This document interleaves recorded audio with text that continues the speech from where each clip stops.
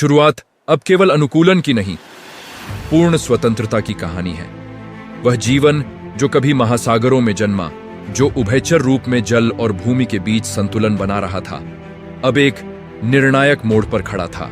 समय बीत चुका था, करोड़ों वर्ष उभयचर जीव भूमि पर आ तो चुके थे, लेकिन वे अभी भी पानी से पूरी तरह मुक्त नहीं थे। उनका जीवन अब भी जल से जुड़ा हुआ था।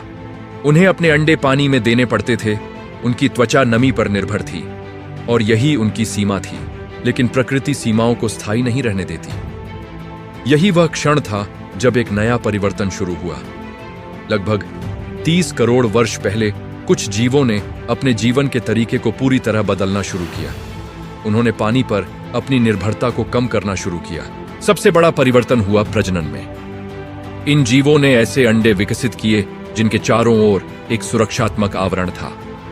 यह आवरण अंडे को सूखने से बचाता था और उसे भूमि पर सुरक्षित रखता था। यह एक क्रांतिकारी बदलाव था। अब जीवन को जन्म लेने के लिए पानी की आवश्यकता नहीं थी। इसके साथ ही इन जीवों की त्वचा भी बदलने लगी। नरम और नमी पर निर्भर त्वचा की जगह एक कठोर, शुष्क परत विकसित हुई, जिसे हम स्केल्स या शल्क कहते हैं। यह परत उन्हें जल के नुकसान से बचाती थी और उन्हें शुष्क वातावरण में भी जीवित रहने की क्षमता देती थी। अब ये जीव पूरी तरह भूमि के अनुकूल हो चुके थे। यही थे पहले सरीसृप। ये जीव अब पानी से बंधे नहीं थे। वे सूखी भूमि पर चल सकते थे, रेगिस्तानी क्षेत्रों में भी जीवित रह सकते थे और अपने जीवन को पूरी तरह भूमि पर स्थापित कर सकते थे। धीरे धीरे सरीसृप पृथ्वी के विभिन्न हिस्सों में फैलने लगे।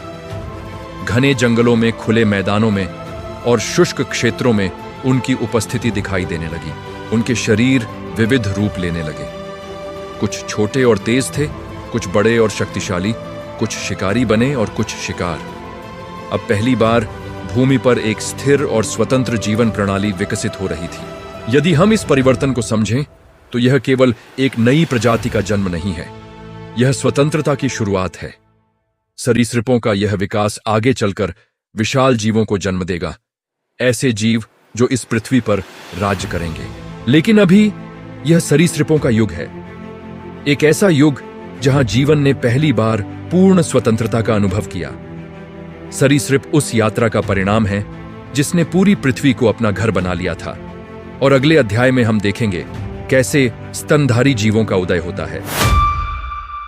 शून्य से उठा एक अनंत का राज, एटॉम और प्लाज्मा की गूंज का साज। कायनात का ये सफर, देखो युगांत का असर, बदलता इतिहास का दस्तूर।